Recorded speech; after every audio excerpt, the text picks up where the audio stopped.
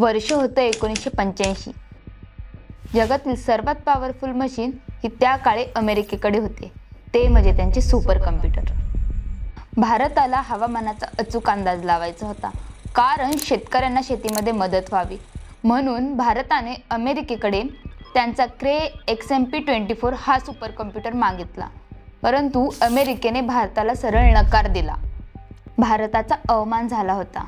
तेव्हा पंतप्रधान राजीव गांधी यांनी वैज्ञानिकांची टीम तयार करण्याचा निर्णय घेतला आणि 1988 मध्ये त्यांची भेट ही डॉक्टर विजय भटकर यांच्याशी झाली। डॉक्टर भटकर यांनी एक धाडसी वचन दिले, आपण पुढील 3 वर्षात भारताचा स्वतःचा सुपर कम्प्युटर बनवू। पुण्यामध्ये सीडॅकची स्थापना झाली आणि काम सुरू झाले, पण एक मोठी अडचण होती।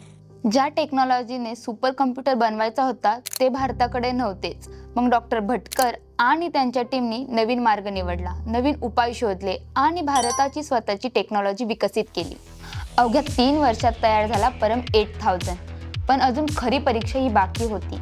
1990 मध्ये स्वित्झर्लंडमधील झुरिक सुपर कम्प्युटर शोमध्ये परम 8000 ची स्पर्धा ही जगातील सर्वात पॉवरफुल सुपर कम्प्युटर सोबत झाली आणि रिझल्ट हा आश्चर्यचकित करून टाकणारा होता। भारतीय सुपर कम्प्युटरने जगात दुसरा क्रमांक मिळवला।